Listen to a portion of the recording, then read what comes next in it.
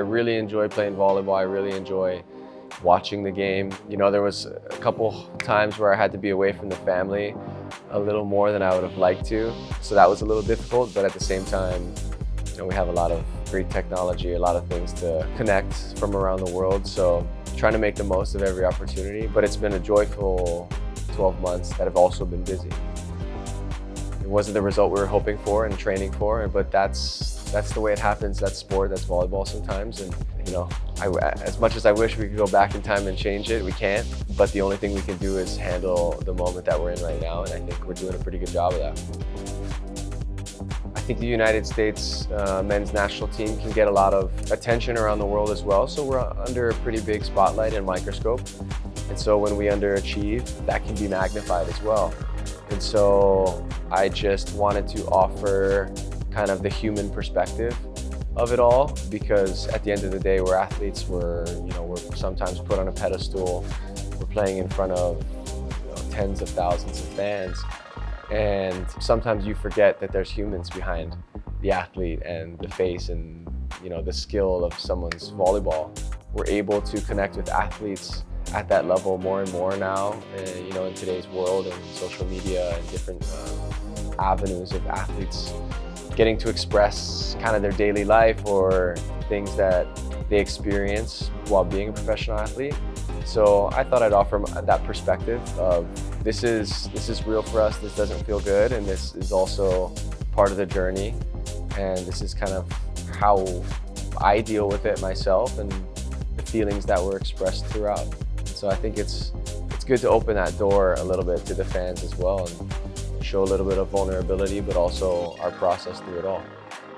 In regards to sacrifices, I think every professional athlete really, has to make them in order to achieve the things that they want to achieve.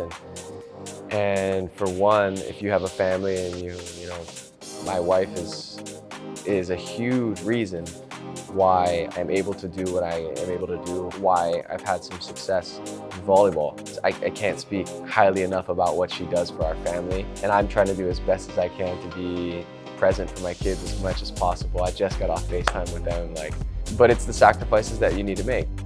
I miss my family dearly when I'm on the road, but I know that they're in incredible hands with my wife and family that's back home, and so that gives such peace of mind, because if I didn't have that peace of mind, it'd be a lot harder to be away from them. But I see them watching my games. I see my son got like a USA giant top hat that he wears during our games. It's just little things that make you smile. Wow, 2014, my first World Champs, it was a super interesting experience because that was the year that we had just won World League as well. And so we were a young team kind of coming right out of the gates and having immediate success in World League. And so we came out after that in the later part of the summer, and we struggled in the beginning, if I can recall.